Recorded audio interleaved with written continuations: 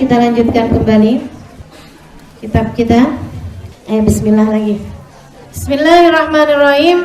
Katanya beliau tadi, qala radhiyallahu ta'ala anhu wa ardhah wa nafa'ana bih bi'ulumi fid dharain amin.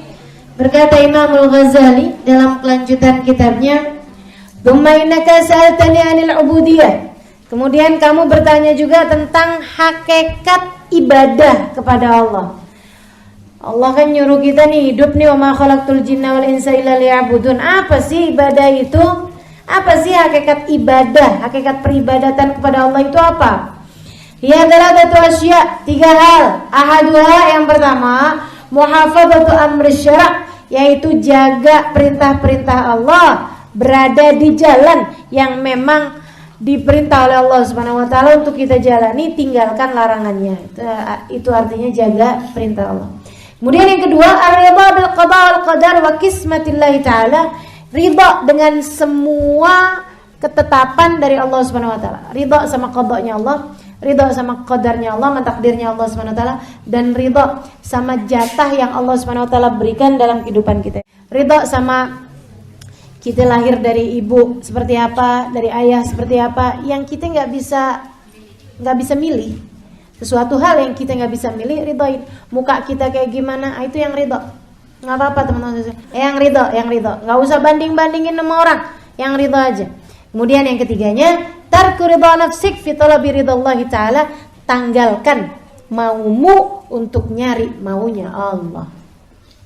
Ya, dalam segala urusan kita tahu kita maunya kayak begini, tapi kita tahu Allah nggak mau kayak begini. Nah, berarti tinggalkan keinginanmu untuk mencari keinginan Allah. Misalnya nih, pengenan saya rambut saya kelihatan, gitu kan ya? Di hadapan laki-laki yang bukan mahram. Tapi maunya Allah gimana? Maunya Allah tutup rapat-rapat auratmu, tanggalkan keinginanmu untuk cari maunya Allah Subhanahu wa taala dalam segala urusan. Nah, itu 3 hal tersebut. Jika kamu melaksanakan, berarti kamu adalah orang yang telah melaksanakan ibadah kepada Allah Subhanahu wa taala. Lakukan perintah, ridha sama segala keputusan Allah Subhanahu wa taala, dan yang ketiga, tanggalkan maumu untuk nyari maunya Allah. Wa sa'altani 'anit tawakkul. Kamu juga tanya sama saya tentang tawakal itu apa sih? Tawakal itu wa antastahkim i'tiqadak billahi ta'ala fima wa'ad. Tawakal adalah memantapkan hati atas janjinya Allah Subhanahu wa taala. Yakni maksudnya adalah anta takit annama gudirlak saya silileh. Kamu berkeyakinan bahwa apapun yang telah ditakdirkan untukmu pasti akan sampai padamu, la mahala, secara pasti. Wa in ijtahada man fil alam ala sarfihi ank. Walaupun orang seluruh dunia berusaha untuk memalingkan dari hal tersebut yang memang sudah tertulis menjadi rizkimu atau menjadi jatahmu, pasti akan sampai padamu. Jadi nggak ada ceritanya jodohku ditikung orang, nggak ada. Nggak ada ceritanya teman-teman sekalian. Nggak ada ceritanya. Ustazah, tapi benar nggak sih katanya jodoh itu emang sudah ada ketetapannya semua? Udah ada. Ustazah, benar nggak sih kalau semua orang itu ada jodohnya? Ada. Tapi ada juga yang nggak kawin, berarti mungkin jodohnya belum lahir. Umurnya jauh banget ya. Bisa jadi juga jodohnya udah meninggal. Jadi nanti ketemunya ntar di akhirat. Gitu. Jadi pilih tuh mauan yang jodohnya belum lahir apa udah meninggal. Enggak ya, insyaallah akan bertemu dengan jodohnya insyaallah.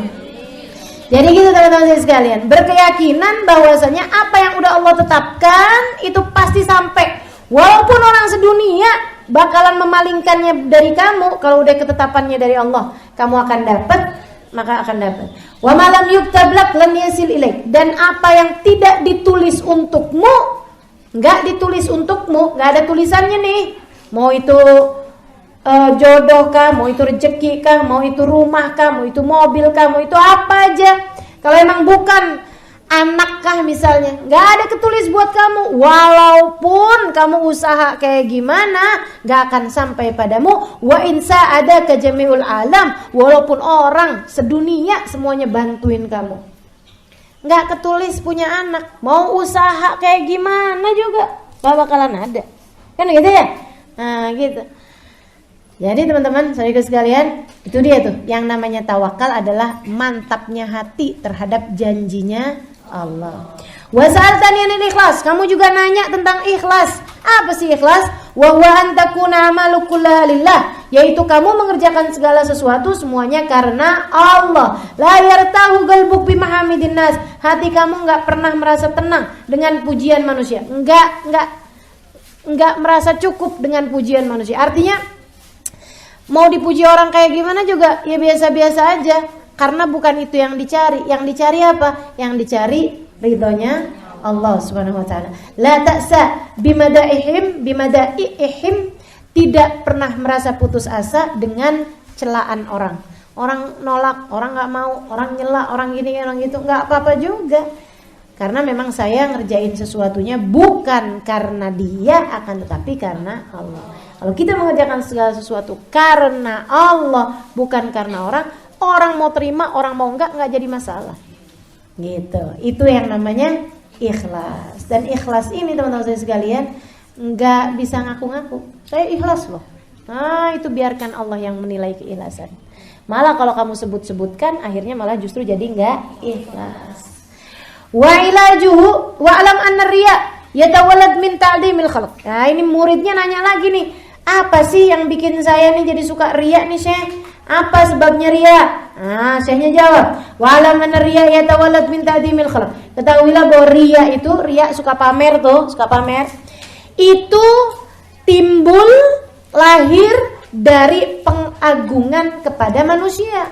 Wa ilajuhu, obatnya riya apaan? Antarahum musakhirul qudrah, kamu melihat mereka digerakkan di bawah takdirnya Allah Subhanahu wa taala. Jadi kalau ada orang muji, itu juga karena memang Allah menggerakkan dia buat muji. Kalau ada orang nyela, itu juga karena Allah mentakdirkan dia buat nyela. Jadi kalau kamu mau mencari pujian manusia, ya kamu mintanya jangan sama mereka, tapi mintanya yang menggerakkan mereka. Siapa yang menggerakkan mereka? Allah.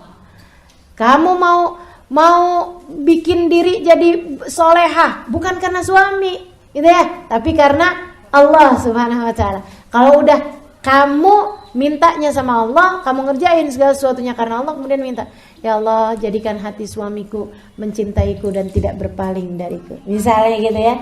Nah, Allah bisa kabulkan. Tergantung Allahnya lihat, iya bener nih, soleha nih hambaku yang satu ini, aku kasih deh apa yang dia mau, karena dia selama ini melakukan apa yang aku mau. Gitu. Tapi katanya Imam Ghazali, tahsabuhum kal jamadat. Jadi kamu sangka manusia itu kayak daun yang diterbangin angin, teman-teman sekalian.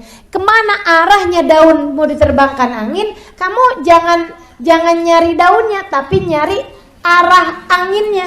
Ini dia. Nah, demikian pula dengan manusia. Manusia ini semuanya digerakkan di bawah takdirnya Allah Subhanahu wa taala. Jadi kamu kalau menginginkan sesuatu dari manusia, mintanya yang gerakin, jangan minta sama manusianya. Jangan ngarep sama manusianya. Nanti sakit hati kalau ngarep sama manusia. Fi adamil qudrati salir raha wal masyaqqah, dalam masalah enggak bisa mendatangkan kesenangan ataupun enggak mendatangkan kesulitan. Orang enggak ada yang bisa mendatangkan kesenangan, enggak ada yang bisa mendatangkan kesulitan kecuali dengan takdirnya Allah, kecuali dengan digerakkan sama Allah. Litakhlus min muraatihim, dengan cara itu kamu akan selamat dari riya sama orang.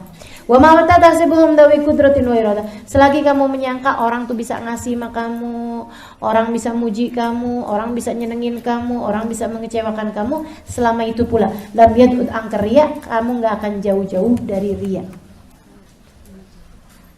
Enggak akan jauh-jauh dari riya. Selagi kamu menyangka bahwa anak saya nih biar hormat sama saya, dia harus tahu ibunya adalah seorang ahli ibadah. Jadi kalau ibadah tinggal ngasih tahu mulu sama anak. Kan gitu ya? Kenapa? Karena kamu pikir anak-anak kamu nih bisa hormat sama kamu kalau mereka lihat bahwa kamu ahli ibadah. Kamu keliru, teman-teman. Kamu keliru. Anakmu bisa hormat sama kamu kalau Allah letakkan rasa itu di hati mereka. Maka kepengen punya anak yang hormat sama kamu, minta sama yang punya. Minta sama yang gerakin. Siapa? Allah.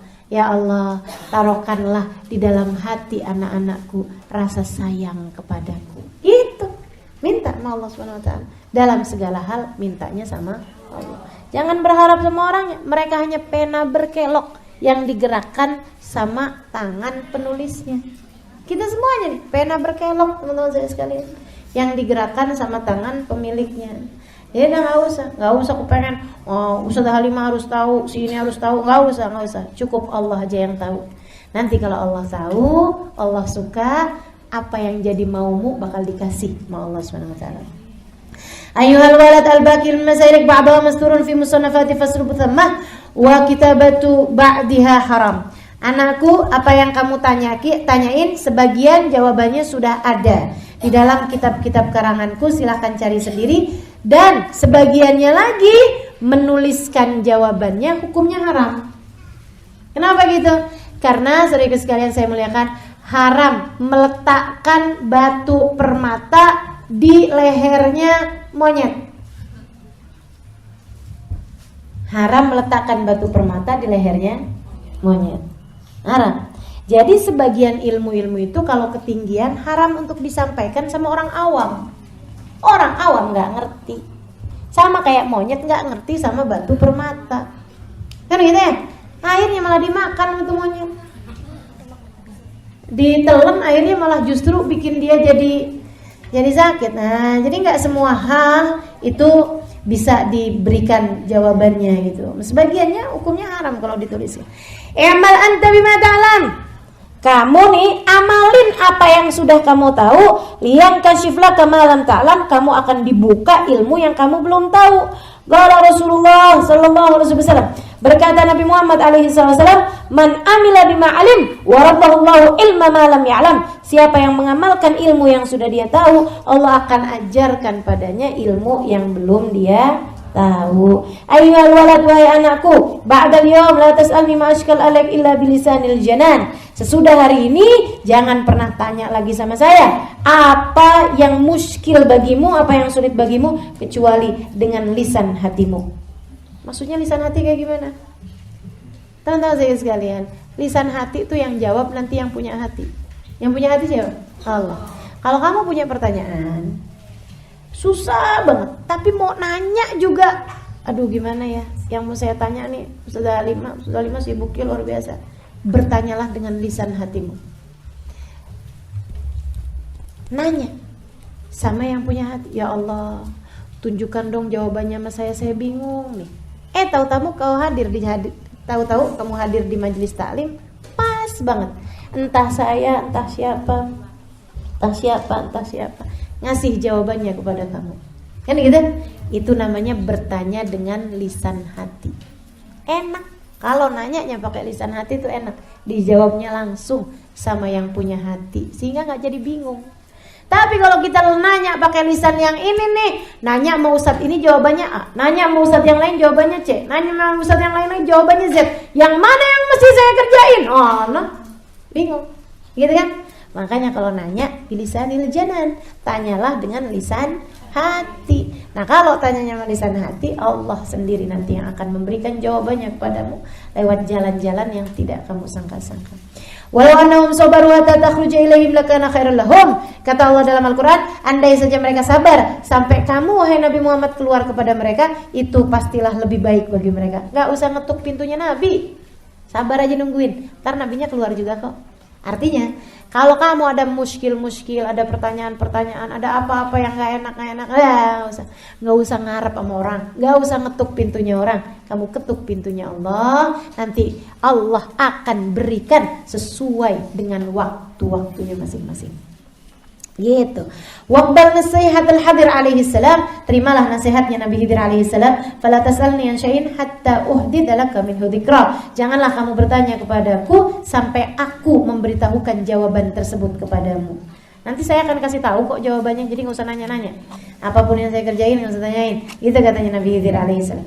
Fala tastajil hatta tablugh awanah. Jangan kamu terburu-buru, semuanya ada waktunya. Kalau sudah datang waktunya, yukshaf lak, akan dilihatkan sama kamu, akan diperlihatkan kepadamu.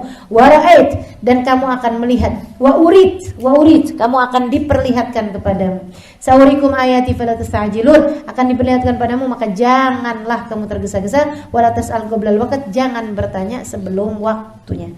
Wa tayakan annaka la tasil illa bisir, kamu hanya perlu tahu, kamu gak akan pernah bisa sampai kecuali kalau kamu mulai jalan. Ini kata-kata jelek banget nih teman-teman. Kamu gak akan sampai kecuali kalau kamu mulai jalan. Kalau gak mulai jalan, ya gak nyampe-nyampe. Kapan sih nih nyampe ke Jakarta? Ya naik bis dulu. Kapan ya naik ke Jakarta? Tapi jalan situ, jalan sini. Kapan nih kita nyampe ke Jakarta? Ya kamu gak akan nyampe ke Jakarta kecuali kalau kamu memulai perjalanan. Kan begitu? Nah ya, demikian pula dalam urusan antara kita sama Allah Subhanahu wa taala. Kayak apa sih rasanya? Jalan aja dulu. Hakikat taubat yang sesungguhnya tuh kayak gimana? Jalan aja dulu. Hijrah tuh kepada Allah tuh kayak apa sih? Jalan aja dulu. Kamu kerjain kebaikan. Nah tuh, nanti kamu akan tahu.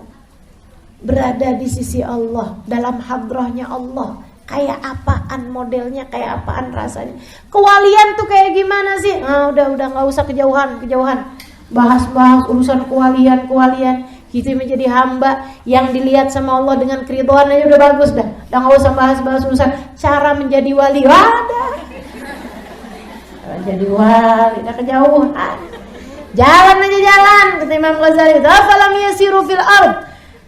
Tidakkah sebaiknya kalian semua berjalan fil ardi, di atas muka bumi ini, fayang buruk, nanti kamu bakal lihat. Kalau jalan kamu bakalan tahu. Kan gitu ya? Jalanin. Gimana sih caranya sholat khusyuk? Yaudah sebelum saya sholatnya khusyuk, saya nggak sholat dulu dan sholat aja dulu. Lama-lama kamu bisa tahu juga. Oh yang kayak gitu loh yang namanya khusyuk. Kan gitu. Dijalanin baru tahu.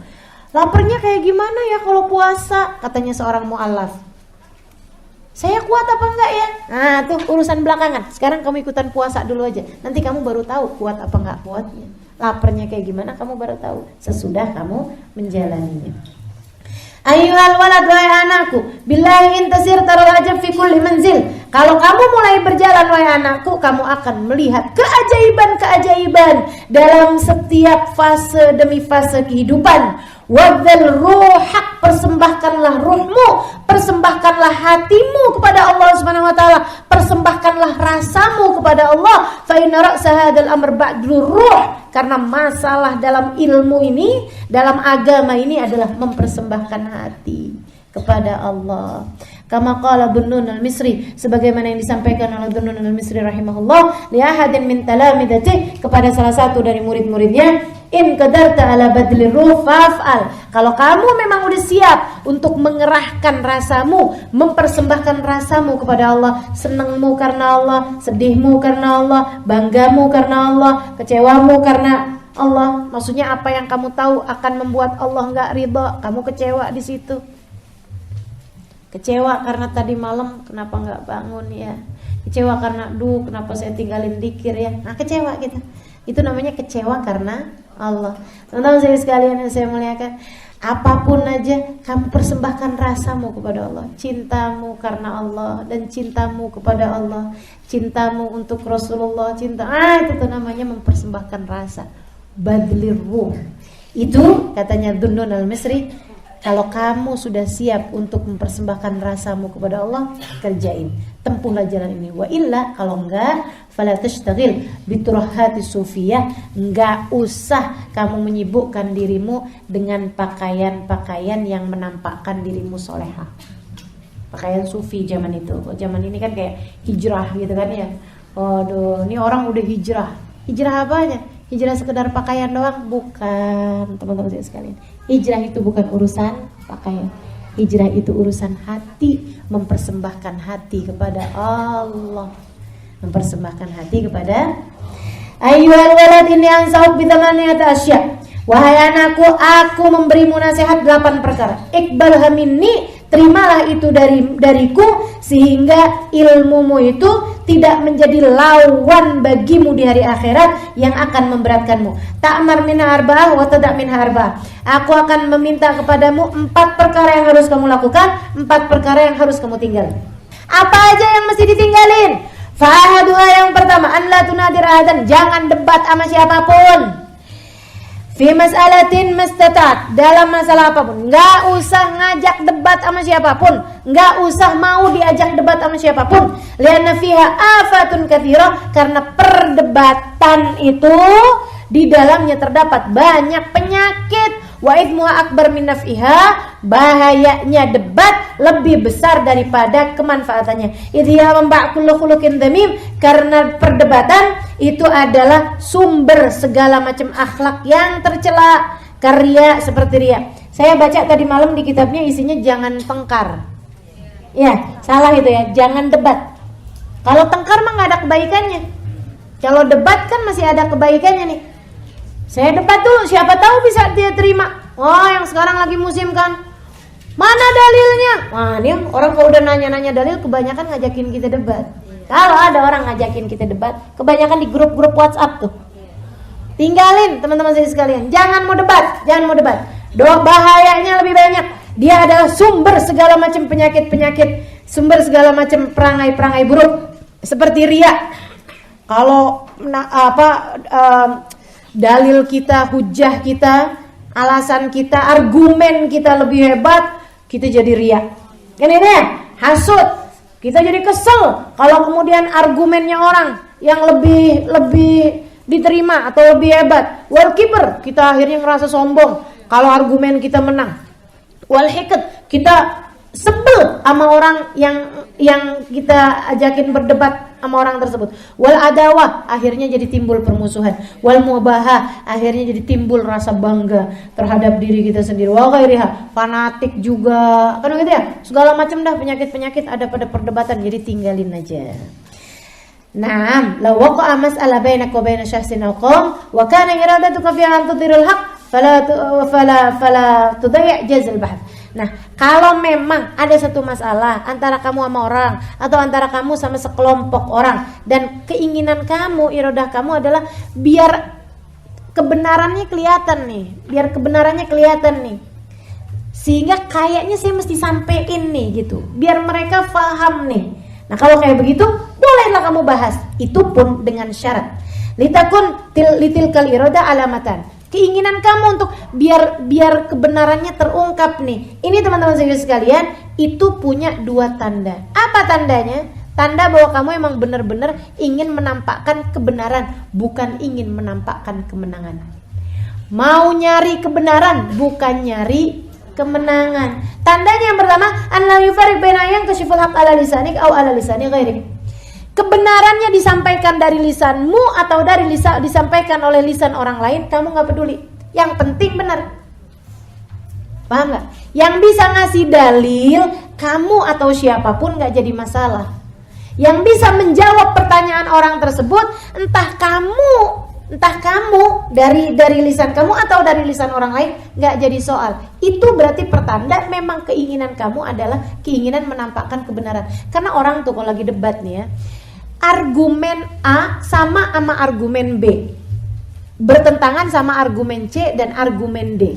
Itu teman-teman saudaraku sekalian, walaupun dia A sama B ini sama, tapi tetap aja keinginannya itu biar yang diterima adalah argumen dia, bukan argumen B, walaupun argumen B sama. Kalau orang debat kan kayak begitu.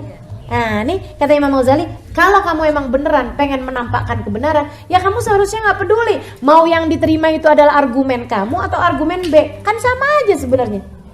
Gitu kan? Yang bisa menjawab permasalahan umat mau dari ustadzah fulan atau ustadz fulan nggak jadi masalah. Mau kamu yang jadi ustadzah, pendapat kamu tapi nggak dianggap karena memang nggak ini gitu, nggak cukup bisa masuk di akal mereka, nggak cukup bisa diterima. Ada pendapat ustadzah siapa yang lebih diikutin, walaupun misalnya pendapat tersebut itu bukan dari kamu, nggak jadi masalah seharusnya.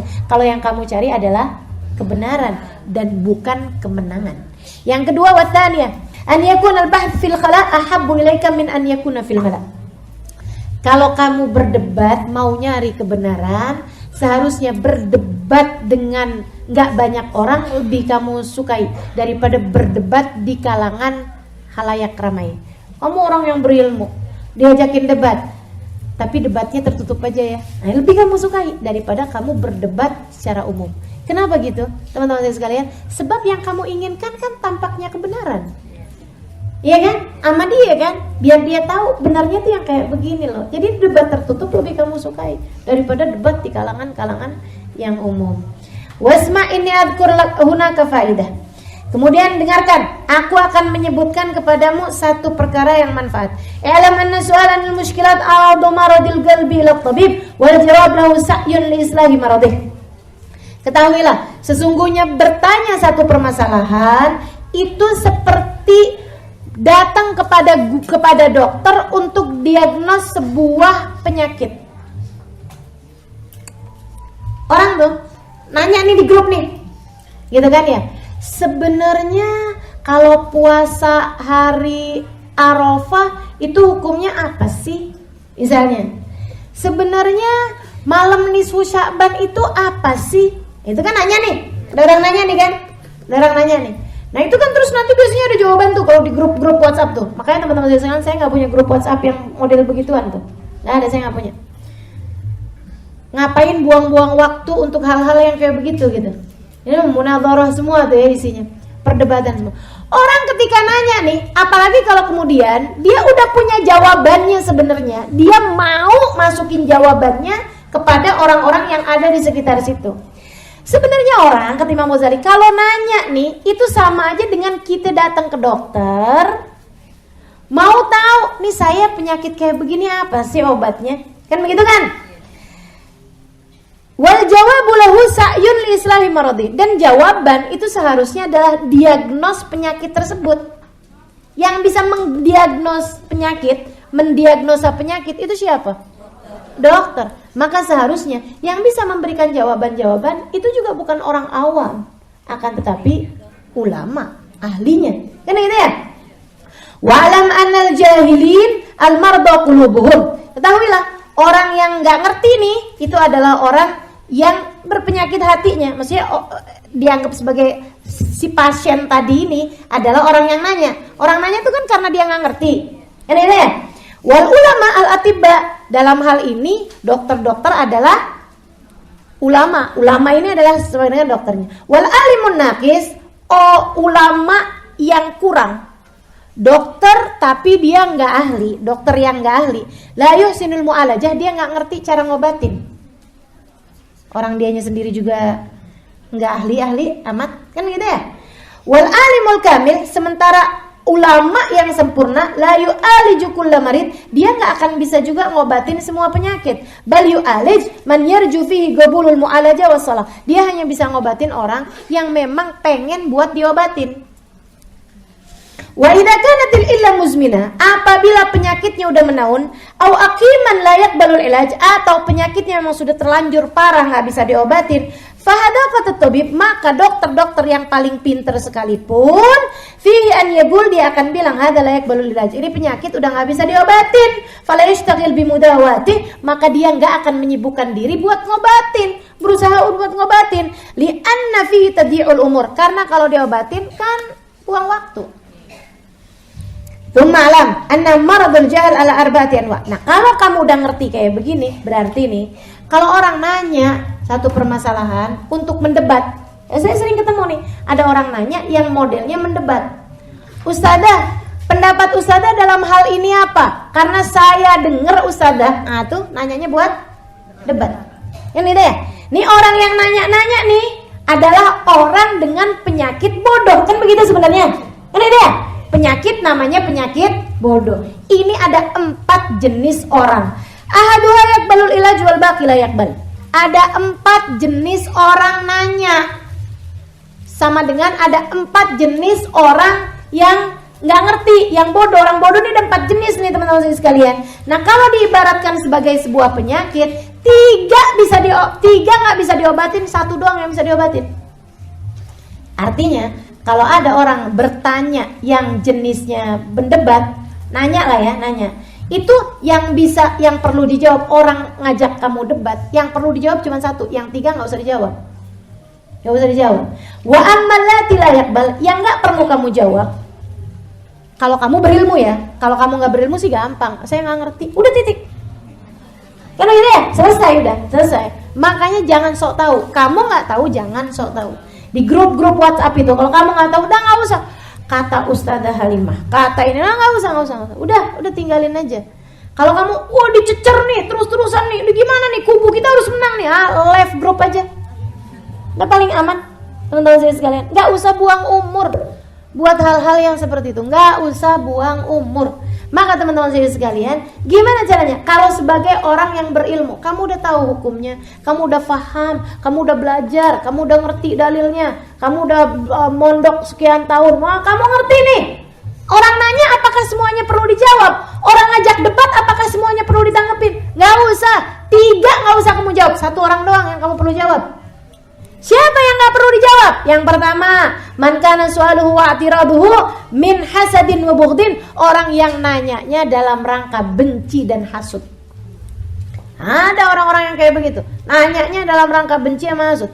Fakullama tujibu bihasanil jawab wa sawawdaw, setiap kali kamu bagus jawabnya, semakin kamu bagus jawabnya, semakin dia sebel sama kamu, semakin benci sama kamu. Nah ngapain kamu nambahin penyakit dia semakin parah? Caranya gimana? An la tastaqil bijawab, enggak usah dijawabin. Kullul adawa qad turja izalatuha, semua permusuhan mungkin untuk hilang. Illa adawah man adaka min hasadi, kecuali orang yang memusuhimu karena hasud. Teman-teman saya sekalian, ada orang yang nanyanya kayak gitu sama saya. Ustazah, siapa yang lebih mulia menurut Ustazah? Sahabat Nabi atau keluarga Nabi? Nah, nih. Dua-duanya mulia, tapi menurut Ustazah siapa yang lebih mulia di antara keduanya? Oh, ini kenapa nih kamu nih? Tanya kayak gitu. Oh, ini ternyata orang-orang yang alirannya berbeda sama saya. Kan gitu ya? Yang kepengen memuliakan keluarga Nabi di atas para sahabat-sahabat Nabi. Oh, yang kemudian akhirnya berani-berani melaknat sahabat, gitu kan? Berani-berani ngeruwetin urusan permasalahan yang sudah berlalu 1400 tahun yang silam. Dimasalahin sampai sekarang kagak kelar-kelar.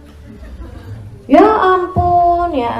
Semakin saya bagus jawabnya, semakin gedek mereka sama saya. Semakin kesel mereka sama saya. Jadi bagusnya kayak gimana? Gak usah dijawab.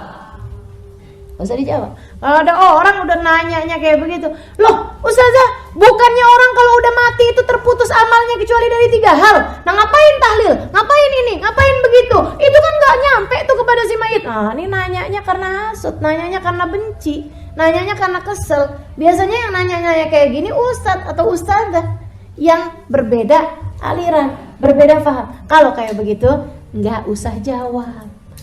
Gimana cara jawabnya? Sukut, diem aja udah. Ya, senyumin aja.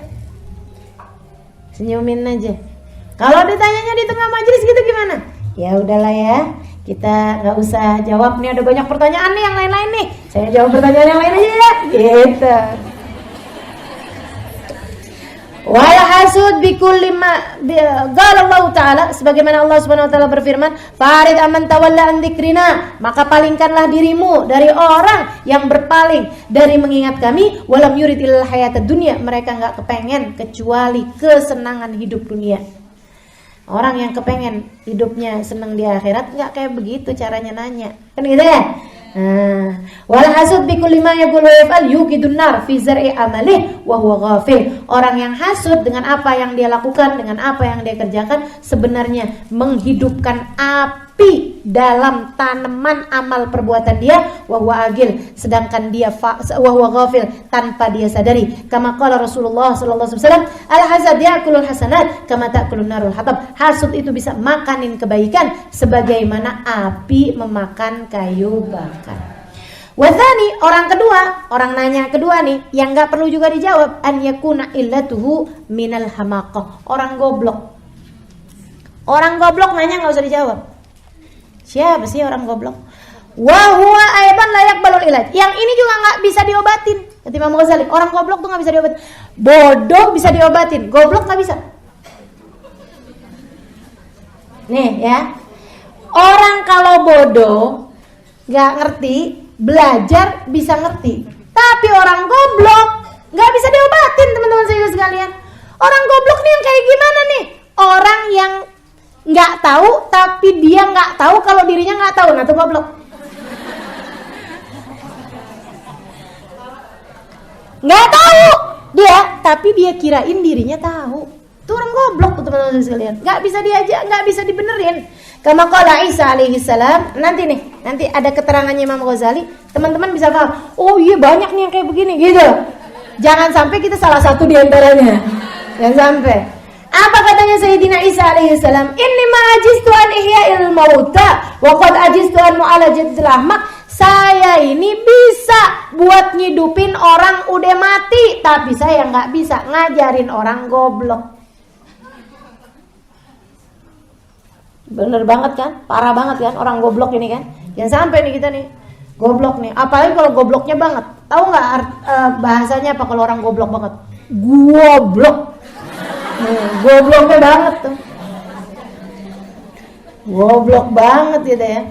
Teman-teman sekalian, wadhalika, siapa sih orang goblok ini? Siapa nih orang goblok ini siapa? Rajulun yashtagil bi talabil ilm zamanan qalilan. Orang ngaji bentaran. Ngajinya jadi internet, ngaji dengerin di YouTube, ngaji dengerin dari satu kajian ke kajian yang lain. Ngajinya cuman sebulan sekali, seminggu sekali gitu kan ya. Ngaji denger sana, denger sini. Tapi wa yata'allam syai'an minal ulumil aqli syar'i. Dia pelajarin nih sedikit ilmu akal, sedikit ilmu syariat, dia pelajarin ilmu cara wudu, cara sholat, cara ini, cara itu. Fayas'al wa ya'tarid min hamaqatin 'alal alimil kabir al-mudi umruhu fil ulumil aqli syar'i. Dia nanyanya sama seorang ustadz, sama seorang ustadzah yang menghabiskan waktu 15 tahun buat ngaji, buat mondok, buat berguru, udah ilmunya banyak. Tapi diprotesin tuh si guru yang udah ilmunya banyak itu, diprotesin. Dia kirain dia ngerti. Banyak apa enggak orang kayak begini? Dia tuh orang buta, ngelihat gajah yang dipegang belalainya doang, dikirain dia udah ngerti siapa gajah. Jadi ketika ada orang bilang gajah itu adalah binatang yang besar badannya, bobotnya sekian kilo kira-kiranya, begini begitu segala macam, dia bilang sembarangan, salah tuh orang. Dia nggak tahu. Saya ini udah pernah pegang gajah. Gajah itu adalah binatang yang panjang banget. Tuh pegang belalainya. Ini namanya orang goblok, teman-teman saya sekalian. Dikirain yang jadi muskil buat dia itu juga jadi muskil buat orang lain, buat ulama gitu. Sehingga lahirlah pertanyaan seperti ini. Nih saya pernah dengar nih pertanyaan ini, pertanyaan goblok nih, teman-teman saya sekalian. Dia ngerasanya dia udah nanya pertanyaan hebat gitu, padahal pertanyaan goblok. Gini nih, saya pernah dengar pertanyaannya gini. Ustadzah, orang kalau di surga kan hajatnya semuanya diijabah. Iya benar. Gimana kalau di surga dia kepengen Nabi Muhammad sujud sama dia? Ya goblok loh. Itu namanya kamu. Itu bisa dijawab apa enggak kira-kira? Ini model orang kayak begini banyak sekarang teman-teman saya. Banyak. Udah bisa nih ngalahin hujah. Dia ngerasanya udah bisa ngalahin hujahnya ulama-ulama. Ziarah kubur haram, bid'ah, kafir. Dalilnya apa? Dalilnya Nabi Muhammad bilang apa gitu? Idza mata ibnu Adam inqata amalu illa min thalas. Itu doang dalilnya tuh dibawa-bawa kemana-mana. Orang kalau udah mati terputus amalnya. Kecuali dari 3 hal. Shadaqah jariyah, ilmun yuntafa bih, waladun salih yad'ulah. Kalau ditanyain, tunggu. Illa min thalas. Kecuali dari 3 hal. Min itu huruf jar. Huruf jar itu ada faedahnya. Min yang di situ itu faedahnya apa? Maksud kamu apa? Kagak ngerti juga dia. Nggak ngerti juga. Ini namanya orang nggak usah ditanggepin. Nggak usah Tanggepin. Ini kita baru mau nanggepin orang, bahas orang goblok aja. Kita udah kesel. Udah kan? Baru nih bahas orang goblok, udah ngeselin. Gimana ngadepinnya coba? Ya Allah.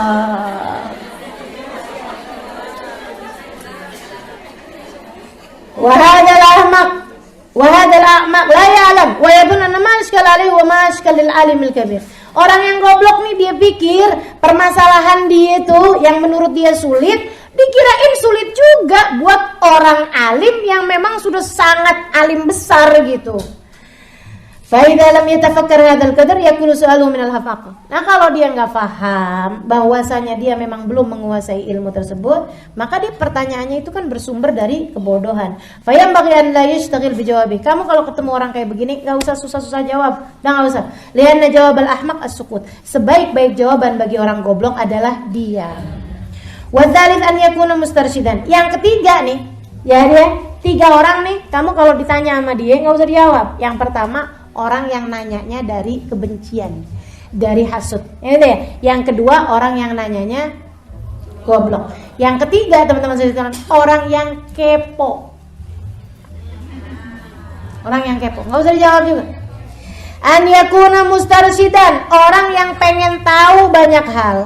Wa huwa ma la yafham min kalamil akabir yahmil ala qusuri fahmi. Orang yang kalau dengar ucapannya orang-orang besar, dia memahamkannya sesuai dengan akalnya dia. Wa kana su'aluhu lil istifadah. Dia nanyanya sih buat nyari tahu, tapi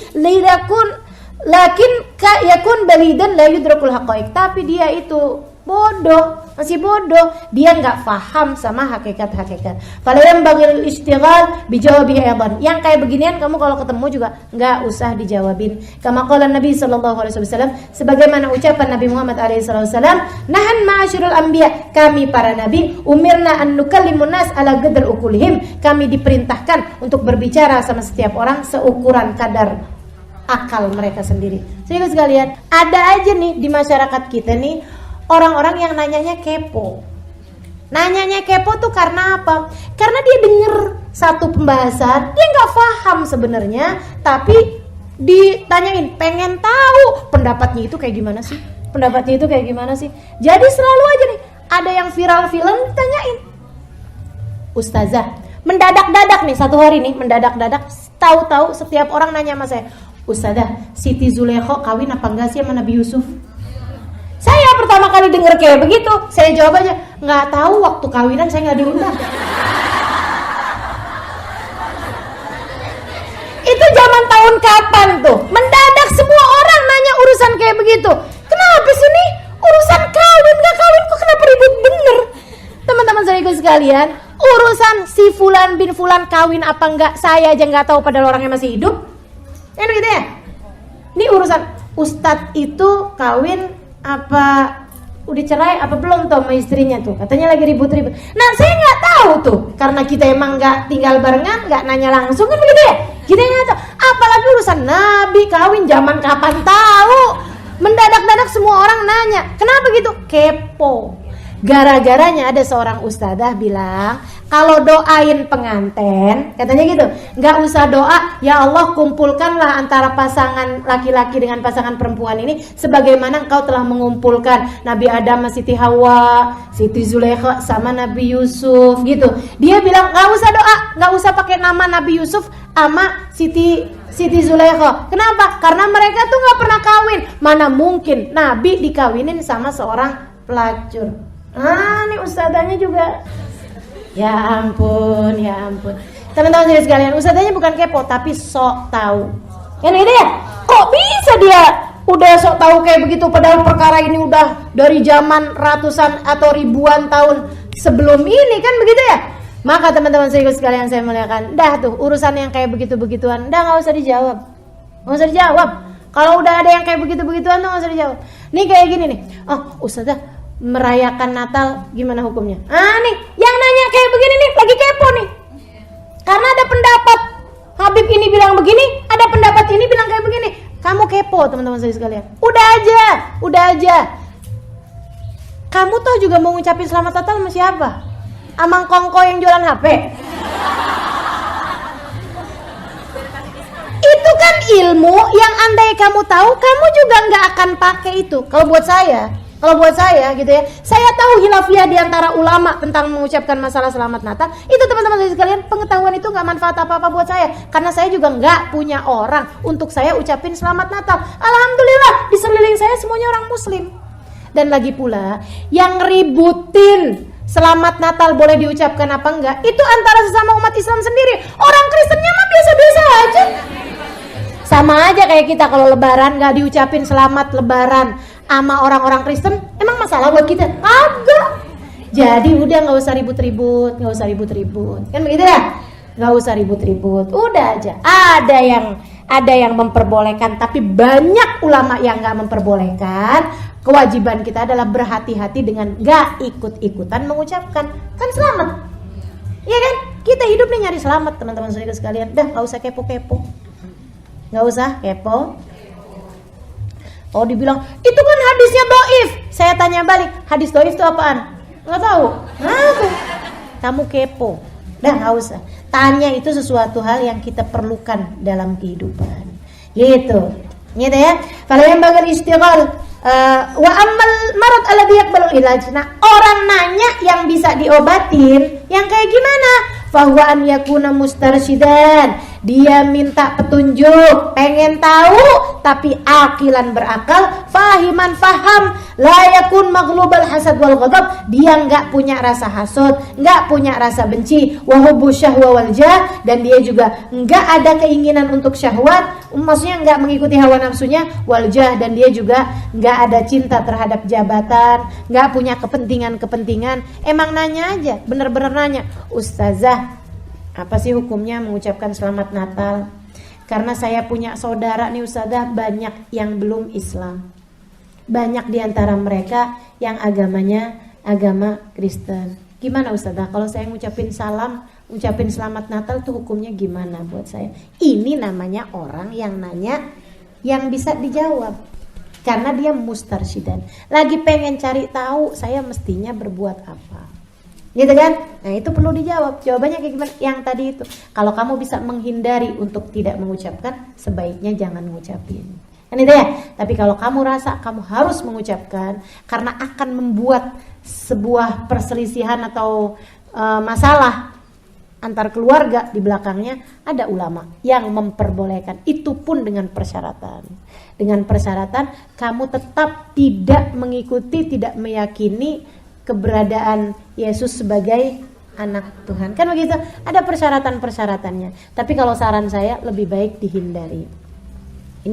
Kasih kue kayak hari-hari sebelumnya, gitu ya. Atau pas hari hanya juga nggak apa-apa. Kasih kue, nggak usah pakai ngucapin selamat Natal, bisa aja kok, bisa aja. Ini kue enak loh.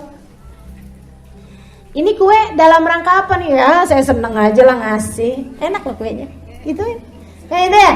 Nah itu saya rasa dengan akhlak kita yang baik kepada keluarga tidak akan menimbulkan permasalahan-permasalahan. Yang kayak begini ada balul ilaj. Ini bisa diobatin, bisa dijawab, silakan dijawab. Kalau orang nanya memang mau tahu untuk jadi bekalan dirinya sendiri, bal yajib alaika ijabatu, bahkan wajib bagi kamu untuk menjawabnya jika memang dia memerlukan jawaban tersebut. Wasani mimma tada. Yang kedua, yang harus kamu tinggalin, wa wa antadar wa tataris min antakuna wa'idan aw mudzakiran. Jangan jadi penceramah.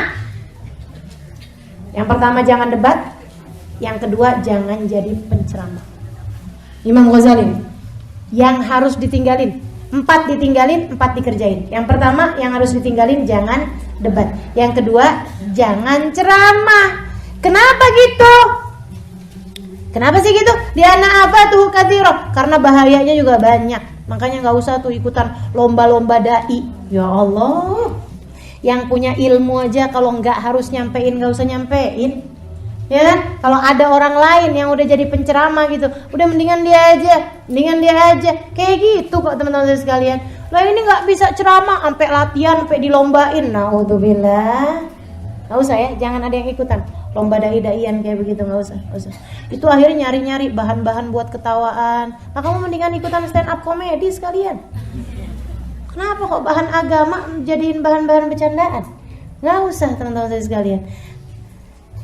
Jangan jadi pemberi ceramah au mudzakiran, atau yang memberikan ya dai lah ya. liana afatuhu katsirah. Bahayanya gede.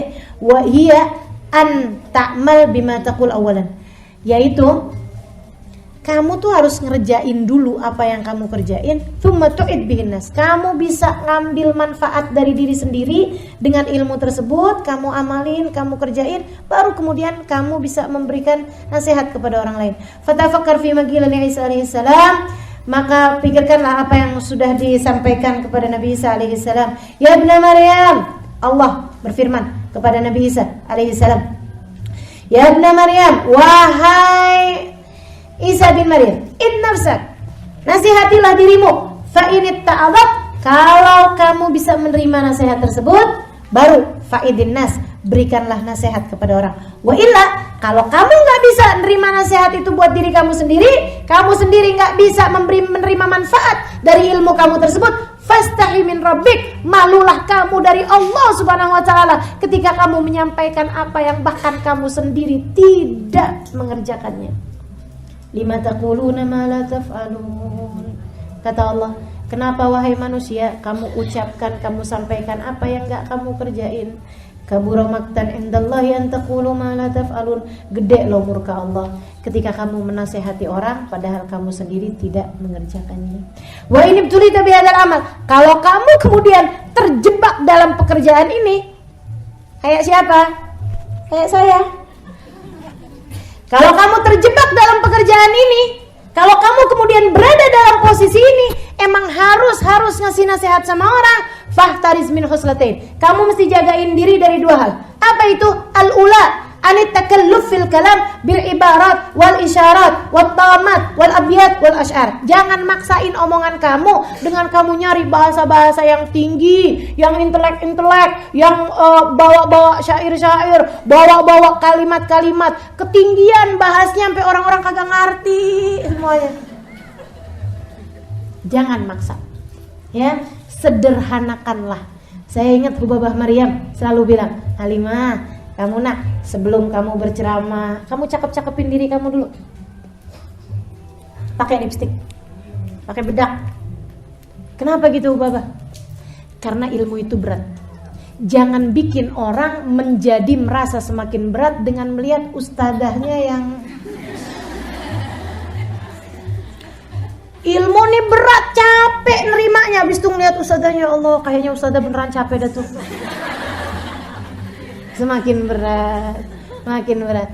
Sederhanakan omongan. Bahas yang kiranya orang bisa amalin. Bahas yang enak-enak buat orang. Bahas yang orang bisa masuk ke hati. Gimana caranya bahas sesuatu yang bisa masuk ke hati orang? Keluarkan kata-kata itu dari hatimu, bukan dari akalmu. Benerin niat. Lihat semua orang sebagai umat Nabi Muhammad. Lihat semua orang sebagai umat Nabi Muhammad. Mereka, kamu belum tentu lebih baik dari mereka. Kamu belum tentu lebih baik dari mereka. Cuman mereka tidak setahu kamu dalam urusan agama. Kamu lebih tahu dari mereka. Jadi kewajiban bagimu adalah memberitahu dengan cara yang paling mudah. Memberitahu dengan cara yang paling bisa diterima oleh akal semua orang. Kayak gitu katanya Bapak. Nah ini kan enak kita dengarnya ya. Makanya teman-teman sekalian, ulama-ulama yang ngajinya bener nih, insya Allah ya, yang saya dapetin semuanya kalau bahas-bahas apaan, ya Allah enak didengar, ringan didengar, enggak yang model-model yang haram, neraka, masuk nerakanya duluan tuh. Waduh, repot bener beragama, kasar banget, ini banget. Atau yang pakai bahasa-bahasa yang banyak sisinya yang saya nggak ngerti tuh. Itu adalah sebuah ekspansi dalam dunia raksasi. Waduh, udah tuh. Udah nggak usah. Ribet. Bahasa ustadzah gampang. Teman-teman saya juga sekalian, kalau teman-teman ngerasa bahasa saya tuh gampang dicerna, adalah karena bahasa-bahasa yang sulit itu saya emang nggak ngerti. Saya aja nggak ngerti, gimana mau saya bisa ngomong kayak begitu? Nggak ngerti saya, jadi nggak usah. Kata beliau, lian Allah Taala yubghidul mutakallifin. Allah nggak suka sama orang yang suka maksa. Ya, maksa pakai bahasa-bahasa yang indah-indah, bahasa yang tinggi-tinggi, bahasa yang susah-susah. Wa takalluful mujawiz anil had yadullu ala kharabil batin wa ghaflatil qalb. Orang kalau maksain pakai bahasa-bahasa yang berat-berat, itu menunjukkan batinnya rusak, wa ghaflatil qalbi, dan hatinya lalai. Naudzubillah min dzalik. Wa ma'na tadzkir, orang tuh kalau mengingatkan orang mudzakarah gitu kan ya, sebagai penceramah itu adalah mengingatkan hamba tentang api neraka akhirat. Wa tuksir nafsuhu fi khidmatil khaliq, dan taksiru nafsihi fi khidmatil khaliq, dan bikin mengingatkan orang bahwa kita ini hidup untuk pengabdian kepada Allah Subhanahu wa taala. Wa yatafakkar fi umrihil madhi alladhi afna fi ma la ya'ni, dan membuat orang ingat bahwa banyak waktu-waktu di masa lalu yang sudah dipakai untuk hal-hal yang enggak manfaat. Ngingetin orang. Wa yatafakkar fi ma baina yadayhi min al-aqabat min salamatil iman min al-khatimah wa kayfiyati hali fi qabdatil malakul maut wa hal yaqdir jawab munkar wa nakir. Katanya beliau, dan mengingatkan orang tentang apa yang akan ditemui dari fase-fase dalam kehidupan. Apakah akan selamat di saat datangnya kematian, dari su'ul khatimah, bagaimana keadaan kita ketika dicabut nyawa kita oleh malaikat Israel, apakah kita bisa menjawab pertanyaan mungkar nakir. Wa an yahtam bihalihi fil qiyamah wa mawaqifiha, dan biar orang tuh ingat kepada keadaan di hari kiamat nanti, keadaan mahsyar bagaimana, keadaan lewat jembatan sirat bagaimana, keadaan mizan kayak gimana. Wal ya'bur ala sirat saliman, apakah kita bisa lewat siratal mustaqim dalam keadaan selamat, au yaqfil hawiyah, ataukah kita akan jatuh kepada neraka hawiyah. Wa yastamir dzikru hadhihi al-asya' fi qalbi fayuzijuhu an gararih faqalayan hadhihi an-niran wa nuwajjih hadhihi al-masaib yusamma tadhkiran. Kalau kita bisa ingetin diri kita, kemudian kita sampaikan kepada orang lain, begitu ya? Ini nih yang disebut dengan tadhkir. Ini yang disebut dengan nasihat keagamaan, tausiah, mudzakarah, itu artinya kayak begitu, ngingetin orang tentang hari kiamat. Wa ilamul khalq wa tilawahum ala hadhil asya. Nah, kamu ngasih tahu orang, ngasih tahu tentang apa ini semuanya nih, kematian kayak gimana, akhirat kayak gimana, keadaan kita kayak gimana. Tambihuhum an taksirihim wa tafritihim, mengingatkan mereka betapa kita sangat sembrono dalam beribadah, betapa kita sangat berlebih-lebihan dalam mencintai dunia. Tafsiruhum bi ayabi anfusihim, mengingatkan mereka tentang aib-aib diri mereka. Ditemus hararat hadihin niran ahlul majalis, agar jangan sampai nih kita semua orang-orang majelis ini terkena api neraka di hari akhirat nanti. Terus ijuhum tilkal masaib yatadarakul umrul madhi biqadri taqah, sehingga kita dengan cara tersebut bisa menyusuli waktu yang telah lalu untuk kita bergerak menuju kepada keselamatan hidup akhirat. Wa yatahassaru alal ayyamil khaliyah fi ghairi ta'atillahi ta'ala, sehingga menyesali hari-hari yang kemarin di mana kita tidak mengerjakan taat kepada Allah. Hadhil jumlah ala hadzal tariq tusamma wa'dha. Dengan cara seperti itu, ini yang disebut dengan mengingatkan orang. Ini yang disebut sebagai ceramah. Ini yang disebut sebagai tausiah. Kama law ra'ait anna sayqul hajama ala dari ahad. Sebagaimana kamu lihat ada air, ada tsunami mau masuk ke rumahnya orang, ada air banjir mau masuk ke rumahnya orang, dan orangnya tersebut itu lagi lalai, ada yang lagi tidur, ada yang lagi nonton TV. Fatagul, kemudian kamu bilang, hati-hati, firu minasil, ada air nih, ada banjir, ayo cepetan bangun. Wa hal yustahab qalbuk fi hadhihi al-hala an tukhbir sahib ad-dar bi khabaraka bi takallufil ibarat wal nukat wal isyarat. Apakah pada saat tersebut kamu akan berpikir untuk mengindah-indahkan bahasa? Kamu akan bilang, wahai yang di dalam rumah, ketahuilah, sesungguhnya makhluk ciptaan Allah yang terdiri dari cairan itu sedang bergerak menuju kepada rumahmu, wahai kawan-kawan. Apakah akan kamu cari bahasa-bahasa yang ruwet? Nggak ada ceritanya. Kamu pasti akan mencari bahasa yang sebisa mungkin difahami oleh orang yang ada di dalam rumah tersebut, biar mereka pada selamat. Fala yustaha albatta, kamu pasti nggak akan kepikiran. Fakadzalika halul wa'id mal khalq, demikian pula orang yang memberi ceramah, memberi nasihat kepada manusia yang lain. Fayambaghi an tajtanib anha, kamu hindari pakai bahasa-bahasa yang susah-susah. Jangan pakai bahasa yang susah. Walaupun ya, perkara kedua teman-teman saya sekalian, yang jangan itu adalah, kalau kamu harus ceramah juga, yang kedua yang jangan adalah tujuan kamu dalam berceramah tuh jangan sekedar kepengen orang-orang tersebut menunjukkan keadaan-keadaan yang dramatis di majelis.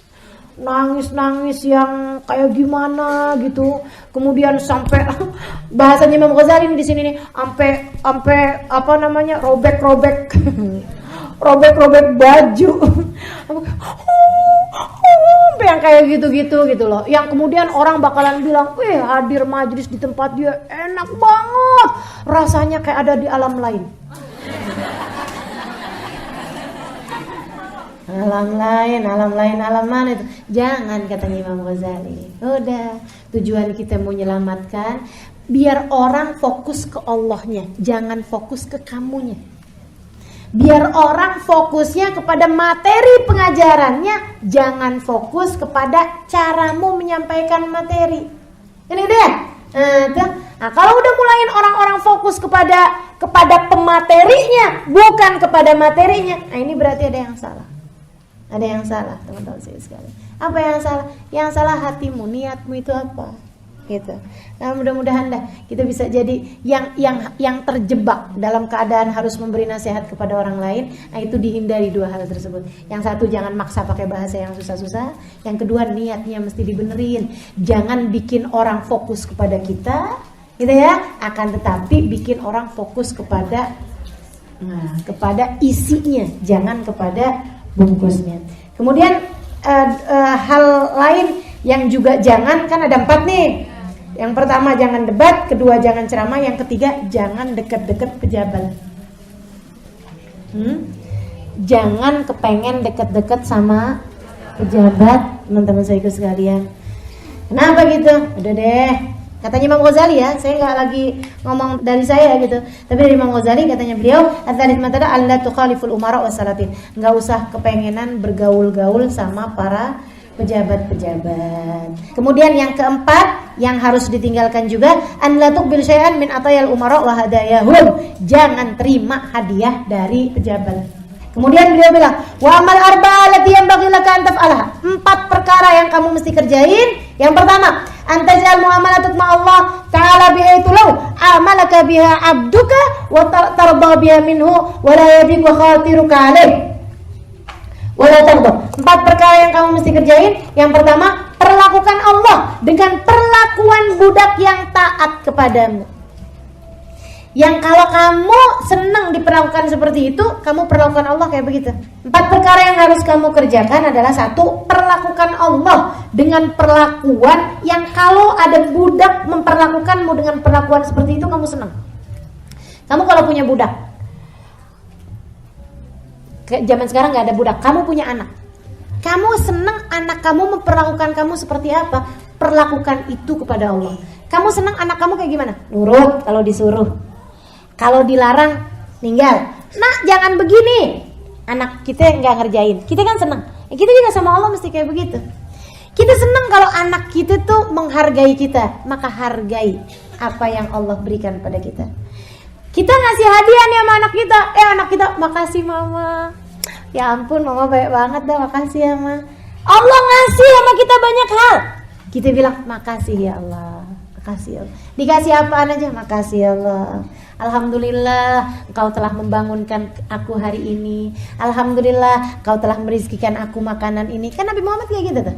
Nah ya, perlakuan apa kamu kepengen budak anak kamu memperlakukan kamu seperti itu, perlakukan Allah dengan perlakuan seperti itu pada Allah Subhanahu wa taala. Yang kedua, teman-teman sekalian, yang kedua katanya beliau, ats-tsani, mana tadi? Adzani kullu ma amilta bin nas ij'al kama tarda li nafsik minhum. Perlakukan orang dengan perlakuan yang kamu sukai atas diri kamu sendiri ketika orang berlaku kayak begitu sama kamu. Perlakukan orang dengan perlakuan yang kalau orang lain berbuat kayak begitu sama kamu, kamu suka. Kamu sukanya diapain? Kamu sukanya disenyumin. Kalau gitu, senyumin orang. Kamu gak suka diapain? Kamu gak suka dicemberutin. Kalau gitu jangan cemberutin orang. Kamu sukanya diapain? Kamu sukanya dihargai. Kalau gitu belajar buat menghargai orang. Kamu nggak suka diapain, nggak suka dikata-katain, kalau gitu jangan ngata-ngatain orang. Kayak gitu. Itu yang kedua yang harus kita kerjain. As-salis, yang ketiga, idza qara'tal ilm aw mutalati yanbaghi an yakuna ilman yasluhu qalbak wa yuzakki nafsak. Cari ilmu yang bisa memperbaiki hati dan membersihkan jiwa. Ilmu nih banyak teman-teman sekalian, nggak cukup waktu kita buat mempelajari semuanya. Jadi cari ilmu yang kiranya ilmu tersebut enak masuk di hati, bisa memperbaiki diri, bisa membersihkan hati kita. Ilmu yang rasanya enak di hati itu yang kamu harus cari. Ilmu yang bikin kamu tambah rajin sama Allah ibadahnya, tambah dekat sama Nabi Muhammad rasanya. Itu kan? Nah, itu ilmu yang mesti kamu cari. Majelis banyak nih. Di Jakarta di mana-mana majelis banyak. Hadirin, nggak apa-apa kamu coba-coba dengerin. Ini enak nih di hati. Nah, hadirin terusannya. Yang lain, ada kamu majelis, hadir nih. Oh ya ampun, gak enak banget nih jatuhnya ke hati nih. Kok kayaknya hadir di sini malah jadi bikin saya bingung. Kok hadir di sini malah bikin hati saya jadi panas. Nggak usah hadir, nggak usah hadir. Udah besok-besok nggak usah dihadirin majelisnya. Itu pilihan teman-teman sekalian. Jangan pakai main nggak enakan. Nggak enak saya kalau nggak hadir di sana. Habisnya yang punya majelis teman saya sendiri. Nah nggak usah. Hidup kita terlalu pendek untuk kita main nggak enakan sama orang lain. Jangan sampai di hari akhirat diajakin masuk neraka, iya nggak enak deh saya nggak mau yang ngajak nih, gimana dong, gitu kan? Jangan sampai tuh, jangan sampai.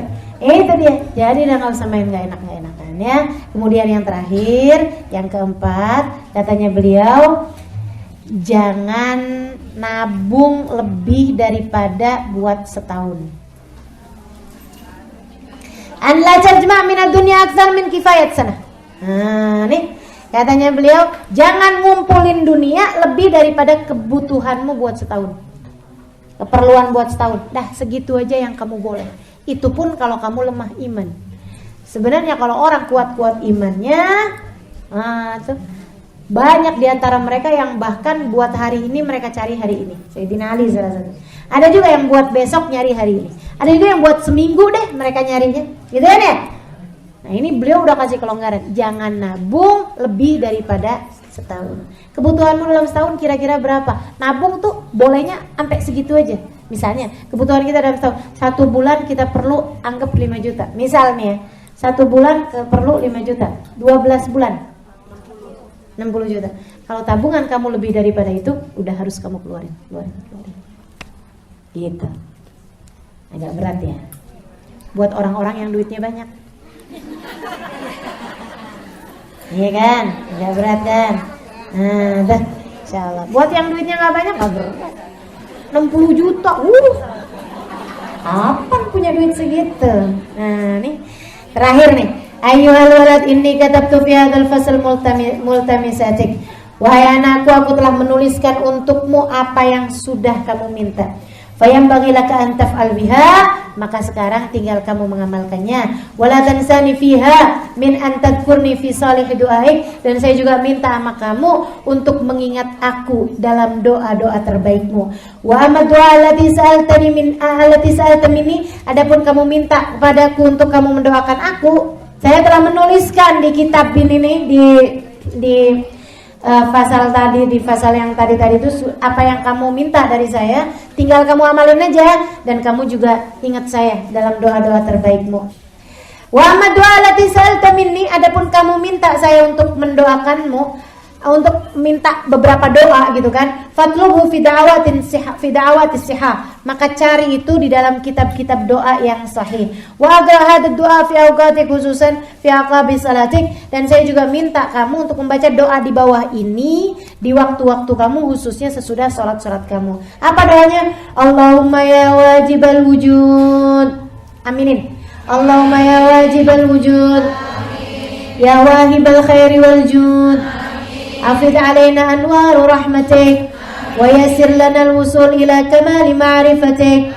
Subhanaka la ilma lana illa ma 'allamtana ولا معرفة لنا إلا ما ألهمتنا إنك أنت العليم الحكيم اللهم إني أسألك من النعمة تمامها ومن العصمة دوامها ومن الرحمة شمولها ومن العافية حصولها ومن العيش أرغدا ومن الأمر أسأدا ومن الإحسان أتما ومن الإنعام أعما ومن الفضل أعذبا ومن اللطف أنفعا ومن العفو أجمعا اللهم كن لنا ولا تكن علينا اللهم كن لنا ولا تكن علينا اللهم اختم بالسعادة آجالنا وحقق بالزيادة آمالنا واقرن بالعافية غدونا وآصالنا واجعل إلى رحمتك مصيرنا ومآلنا اللهم اسبب سجال عفوك على ذنوبنا ومن علينا بإصلاح عيوبنا واجعل التقوى زادنا وفي دينك اجتهادنا وعليك توكلنا واعتمادنا وإلى رضوانك معادنا اللهم ثبتنا على نهج الاستقامة واحللنا دار المقامة وأعذنا في الدنيا من موجبات الندامة يوم القيامة وخفف عنا ثقل الأوزار وارزقنا عيشة الأبرار واكفنا واصرف عنا شر الأشرار وكيد الفجار واعتب رقابنا ورقاب آبائنا وأمهاتنا وإخواننا من النار برحمتك يا عزيز يا غفار يا كريم يا ستار يا حليم يا جبار يا الله برحمتك ya arhamar rahimin. Artinya, ya Allah, Engkaulah zat yang wajib wujudnya. Engkaulah pemberi kebaikan dan kedermawanan. Karuniakanlah kepada kami cahaya-cahaya rahmat-Mu. Mudahkanlah kami untuk sampai kepada kesempurnaan makrifat padamu ya Allah. Ya Allah, kami tidak memiliki ilmu kecuali yang telah Engkau ajarkan kepada kami. Kami tidak mengenalmu kecuali apa yang telah Engkau kenalkan dirimu kepada kami ya Allah. Sungguhnya Engkau adalah zat yang maha mengetahui lagi maha bijaksana. Ya Allah, kami minta dari kenikmatan kesempurnaannya. Kami minta dari penjagaan keterusannya. Kami minta dari rahmat yang mencangkupnya. Kami minta dari keselamatan, keberhasilan, keselamatan kami ya Allah. Kami minta dari kehidupan yang paling menyenangkan. Kami minta dari umur yang paling membahagiakan. Kami minta dari kebaikan yang paling sempurna. Kami minta dari kenikmatan yang paling sempurnanya. Kami minta dari karunia-Mu ya Allah yang paling menyenangkannya. Kami minta dari dari lutuf, dari kasih sayang-Mu ya Allah yang paling bermanfaat. Kami minta dari ampunan-Mu yang paling mencangkup keseluruhan. Ya Allah, selalulah ada untuk kami dan jangan pernah meninggalkan kami. Ya Allah, akhiri ajal kami dengan kebahagiaan. Akhiri ajal kami dengan husnul khotimah. Ya Allah, tambahkanlah, sempurnakanlah, tambahkanlah ya Allah apa yang menjadi keinginan dan cita-cita kami ya Allah. Sempurnakanlah cita-cita kami ya Allah. Dan cita-cita kita yang terbesar adalah ridha ya Allah Subhanahu wa taala. Ya Allah, iringilah sepanjang hari dan sepanjang malam kami dengan keselamatan. Ya Allah, kembalikanlah kami kepada rahmat-Mu. Kembalikanlah kami kepada rahmat-Mu senantiasa. Ya Allah, turunkanlah yang deras, hujan ampunan atas segala dosa-dosa kami. Ya Allah, karuniakanlah perbaikan atas keburukan-keburukan kami. Ya Allah, jadikanlah takwa sebagai bekal dalam kehidupan kami. Ya Allah, jadikanlah kami bersungguh-sungguh untuk melaksanakan agama-Mu ya Allah. Kepada Engkau kami bertawakal, kepada Engkau kami bersandar, dan jadikanlah tempat kembali kami adalah keridhaan-Mu ya Allah. Ya Allah, tetapkanlah langkah-langkah kami untuk selalu istiqomah dalam jalan-Mu. Ya Allah, perkenankanlah kepada kami untuk menempati surga-Mu. Ya Allah, jauhkanlah kami di dunia ini dari apa yang menjadi sebab penyesalan kami di hari akhirat nanti. Ya Allah, ringankanlah beban dosa di atas pundak-pundak kami. Ya Allah, karuniakanlah kepada kami kehidupan seperti kehidupannya orang-orang baik di sisi-Mu ya Allah. Ya Allah, jauhkanlah kami dari orang-orang jahat dan orang-orang yang akan berbuat jahat kepada kami. Jauhkanlah dari diri kami ya Allah tipu daya para setan, tipu daya hawa nafsu kami sendiri. Ya Allah, bebaskanlah leher kami dan leher ayah kami, ibu kami, saudara-saudara kami. Bebaskanlah semuanya dari belenggu api neraka-Mu ya Allah. Rahmat-Mu yang kami minta. Engkaulah Zat yang maha mulia, Engkaulah Zat yang maha mengampuni, Engkaulah Zat yang maha dermawan, Engkaulah Zat yang menutupi aib, Engkaulah Zat yang maha bijaksana, Engkaulah Zat yang maha kuat. Engkaulah ya Allah, rahmat-Mu senantiasa yang kami harapkan. Tammal kitab bi'aunil malikil wahhab wa husni taufiqih. Telah sempurna kitab ini, telah hatam kitab ini dengan pertolongan Allah Subhanahu wa taala yang Maha memberi. Wassallallahu ala sayyidina Muhammadin wa ala alihi wasallam. Walhamdulillahirabbil alamin. Ila hadratin Nabi al-Fatihah.